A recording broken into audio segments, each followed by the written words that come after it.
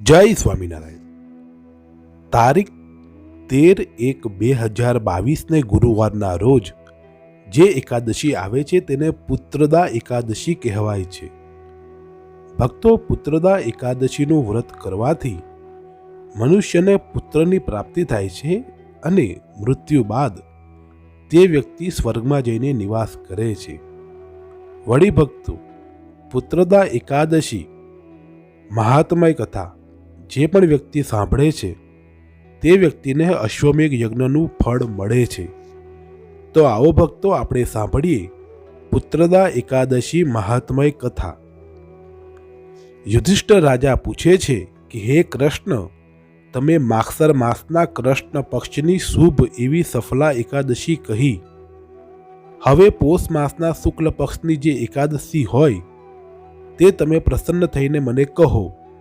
હે ઇન્દ્રિયોના અધિપતિ પુરુષોત્તમ, પોષ માસના શુક્લ પક્ષની એકાદશીનું નામ શું છે? તેનો કયો વિધિ છે? તે દિવસે કયા દેવની પૂજા કરવામાં આવે છે?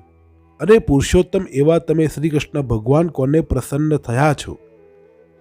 ત્યારે શ્રી કૃષ્ણ બોલ્યા, હે મહારાજા યુધિષ્ઠિર, પોષ માસના શુક્લ પક્ષને વિશે જે એકાદશી આવે છે તે એકાદશીનો વિધિ લોકોના હિત માટે કહું છું, તે સાંભળો। હે યુધિષ્ઠિર રાજા, પ્રથમ કહેલી એકાદશીની વિધિ પ્રમાણે પ્રયત્ન કરીને આ એકાદશી કરવી।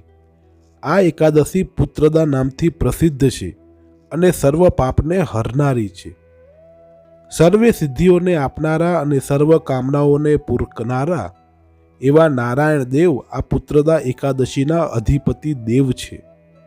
આ સ્થાવર જંગમવાળા 3 લોકની અંદર એ નારાયણ દેવથી કોઈ પણ અતિ ઉત્તમ દેવ નથી। એ નારાયણ દેવ લોકોને વિદ્યાવાન, યશસ્વી તથા લક્ષ્મીવાન કરે છે। હે ધર્મરાજા, પાપને હરનારી એવી ઉત્તમ કથા હું તમોને કહું છું, તે સાંભળો। ભદ્રાવતી નામની નગરીને વિશે સુકેતુમાન નામે રાજા રાજ્ય કરતો હતો। તે રાજાને શૈબ્યા નામે વિખ્યાત રાણી હતી। પુત્ર વગરના રાજાએ પુત્ર પ્રાપ્તિના મનોરથોના કેટલાય કાળ કાઢ્યો, પરંતુ વંશની વૃદ્ધિ કરનારા પુત્રને પામ્યો નહીં। તેથી સુકેતુમાન રાજા ધર્મ કરતો કરતો બહુ કાળ સુધી વિચાર કરવા લાગ્યો કે હવે શું કરવું અને ક્યાં જાઉં, તથા મને કેવી રીતે પુત્રની પ્રાપ્તિ થાય। એ રીતે પુત્રને વાસ્તે શોક કરવાથી તે સુકેતુમાન રાજા પોતાના દેશમાં સુખ પામ્યો નહીં, તેમ પોતાના નગરમાં પણ સુખ પામ્યો નહીં। દરરોજ શૈબ્યા રાણીના સાથે દુઃખી થવા લાગ્યો। વળી શૈબ્યા રાણી સાથે સુકેતુમાન રાજા ચિંતા અને શોક પરાયણ રહેવા લાગ્યો, કારણ કે રાજા પિતૃઓને જે જળ આપતો તે જળ કંઈક ઊનું પીતા હતા। તેથી તે રાજાના પિતૃઓ વિચારવા લાગ્યા કે આપણે રાજાની પછવાડે કોઈ પણ પુત્રને જોતા નથી કે જે આપણને તૃપ્ત કરે। એ રીતે વિચાર કરતા એવા સુકેતુમાન રાજા પિતૃઓ દુઃખી થયા હતા। તેઓના તે દુઃખના મૂળને જાણી રાજા પણ સંતાપવાળો થયો।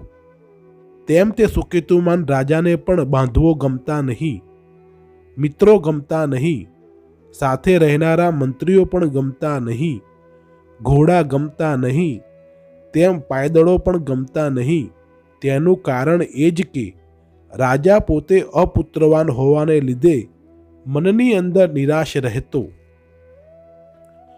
પુત્રહીન માણસનું ઘર સદા શૂન્ય જણાય છે અને તેનું હૃદય હંમેશા દુઃખી હોય છે। તેથી જ પુત્રહીન માણસને જન્મનું કંઈ પણ ફળ નથી। પુત્ર વગર પિતૃદેવના અને મનુષ્યોના કરજમાંથી મુક્ત થવાતું નથી। માટે ગૃહસ્થોએ સંપૂર્ણ યત્નથી પુત્ર ઉત્પન્ન કરવો। જે પુણ્ય કરનારાઓને પુત્રાત્માને ઘરે પુત્રનો જન્મ થાય છે તેઓની આ લોકમાં કીર્તિ થાય છે અને બીજા લોકમાં સારી ગતિ થાય છે। તે પુણ્ય કર્મ કરનારાઓના ઘરમાં આયુષ્ય, આરોગ્ય અને સંપત્તિ વસે છે અને તેઓ પુત્ર અને પૌત્રને પામીને અંતે પુણ્યવાનોના લોકમાં જાય છે। પુણ્ય વગર કિંવા વિષ્ણુના ભક્તિ વગર પુત્રોની, ધનની કે વિદ્યાની પ્રાપ્તિ થતી નથી, આમ મારું માનવું છે। એ રીતે રાજા સવારના પહોરમાં ચિંતા કરવા લાગ્યો। તેમ અડધી રાતના પણ ચિંતા કરવા લાગ્યો. તેથી કોઈ પણ રીતે સુખ પામતો નહીં. તે પછી સુકેતુમાન રાજા પોતાના દેહનો નાશ કરવાનો વિચાર કરવા લાગ્યો. તેવામાં તે રાજાને યાદ આવ્યું કે આત્મઘાત કરનારાની દુર્ગતિ થાય છે. એમ વિચાર કરતો તે સુકેતુમાન રાજા પોતાને પુત્ર વગરનો જાણી તથા પોતાના દેહને અતિક્ષીણ થયેલો જોઈને પાછો બુદ્ધિ વડે પોતાના હિતના કારણોનો વિચાર કરી પોતે ઘોડા ઉપર બેસીને તે ઘાટા જંગલની અંદર ગયો. તે રીતે રાજા ઘાટા વનમાં જતો રહ્યો કે બીજે ક્યાંય ગયો તે તથા જતા રહેવાનું કારણ પુરોહિતાદિ સર્વે કોઈ જાણી શક્યા નહીં. તે રાજા મૃગ અને પક્ષીઓએ સેવેલા તે ગંભીર વનમાં વનના વૃક્ષોને જોતો જોતો તે વખતે ફરવા લાગ્યો. તે રાજાએ વડો, પીપળા, બીલીના ઝાડો, ખજૂરીઓ, ફણસો, બોરસલ્લી, હંમેશા પાન રહેનારા ઝાડો, ટીંબુરુના ઝાડો, તિલક વૃક્ષ, તાલ વૃક્ષ, તાડ વૃક્ષ, તમાલ વૃક્ષ, ઇંગોરિયાના ઝાડો, અંજણિયાના ઝાડો, ભીલમાના ઝાડો, બહેડાના ઝાડો જોયા. પછી સલ્લકી, કરમર્દ, પાડલ, ખેરના ઝાડો, ઝાડની શાખાઓને શોભાયમાન પાંદડાવાળા ઝાડો પણ દીઠા. રાજાએ મૃગો, વાઘો, ભૂંડો, સિંહ, વાંદરાઓ, રોજડા, કાળિયાર, મૃગો, શિયાળાઓ, સસલાઓ, વનના મીંદડાઓ, ક્રૂર શેઢાઈ, ચમરીઓ, રાફડામાંથી નીકળતા સર્પો તેમજ મસ્ત એવા નાના હાથીઓ, 4 દાંતવાળા અને હાથણીઓના મધ્યમાં ચાલનારા ટોળાઓની મુખી હાથી પણ જોયા. તે હાથીઓને જોઈને નરોના અધિપતિ તે સુકેતુમાન રાજા પોતાના મનમાં વિચાર કરતો તે હાથીઓના મધ્યમાં ફરવા લાગ્યો. આ વેળા તે સુકેતુમાન રાજા અતિ સુખને પ્રાપ્ત થયો હતો. એ રીતે રાજા મોટું આશ્ચર્યયુક્ત વન જોતા જોતા ફરતો હતો. તે સમયે એક બાજુથી સાહુડીઓના શબ્દો થતા બીજી બાજુથી ઘુવડના શબ્દો સાંભળતો હતો.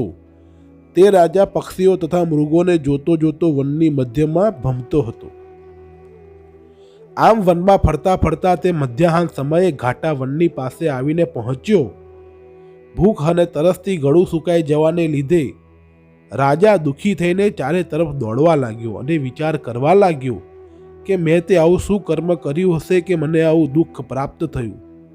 અરે મેં જરૂર યજ્ઞોથી અને પૂજાઓથી દેવોને પ્રસન્ન તો કર્યા છે, તેમ દાનોથી અને સ્વાદિષ્ટ ભોજનથી બ્રાહ્મણોને પણ સંતોષ્યા છે. વળી વખતને અનુસરીને પ્રજાઓને પણ પુત્રની પેઠે પાડી છે. તેમ છતાં શા કારણથી મને આવું મોટું ભયંકર દુઃખ પ્રાપ્ત થયું? એ રીતે ચિંતા પરાયણ તે રાજા વનમાં આગળ ચાલવા લાગ્યો. તે વખતે રાજાએ પુણ્યના પ્રતાપથી માનવ સરોવરની પાસે સ્પર્ધા કરનારું કમલની યોનિથી સુશોભિત કારવંડ, ચક્રવાત અને રાજહંસ પક્ષીઓથી ગાંજી રહેલું બીજા જીવોથી યુક્ત તેવું મનોહર સરોવર દીઠું.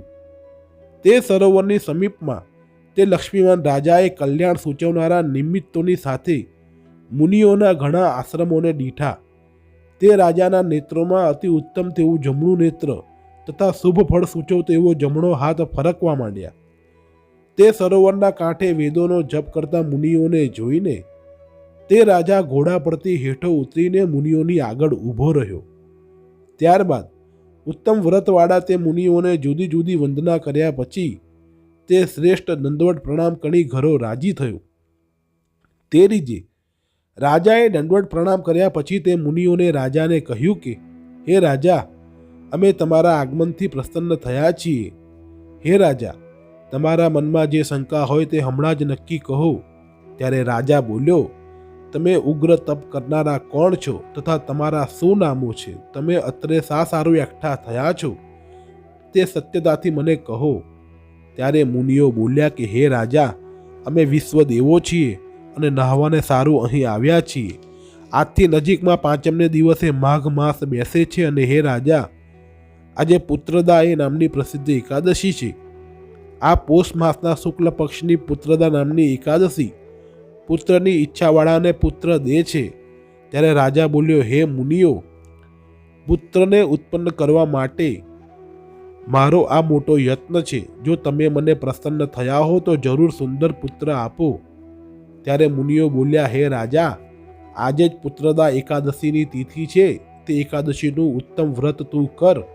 હે રાજાઓના ઇન્દ્ર, અમારા આશીર્વાદથી ને વિષ્ણુની પ્રસન્નતાથી જરૂર તમને પુત્રની પ્રાપ્તિ થશે.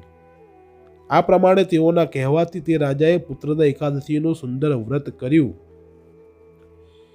બારસે પારણું કરી તથા મુનિઓને વારંવાર નમીને ઘરે આવ્યા કે તરત રાણીએ આ પુત્રદા એકાદશીના પુણ્યથી ગર્ભ ધારણ કર્યું.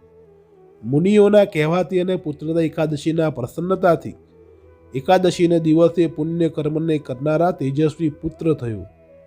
તે પુત્રો પિતાને પ્રસન્ન કરીને પ્રજાને પાડતો હતો. આ કારણથી હે ધર્મરાજા, આ પુત્રદા વ્રત કરવું. હે રાજા, મેં લોકોના હિતને અર્થે તમારી આગળ આ પુત્રદા એકાદશીનું આખ્યાન કહ્યું. જે મનુષ્યો પુત્રદા નામની એકાદશીનું વ્રત કરે છે તે મનુષ્યો આ લોકમાં પુત્રને પામીને મૃત્યુ પછી સ્વર્ગમાં જાય છે. આ એકાદશીનો પાઠ કર્યાથી અને આનું શ્રવણ કર્યાથી અશ્વમેઘ યજ્ઞ કર્યાનું ફળ પ્રાપ્ત થાય છે. આ પ્રમાણે શ્રી ભવિષ્યોત્તર પુરાણમાં પોષ મહિનાની શુક્લ પક્ષની પુત્રદા એકાદશી સંપૂર્ણ. જય સ્વામિનારાયણ.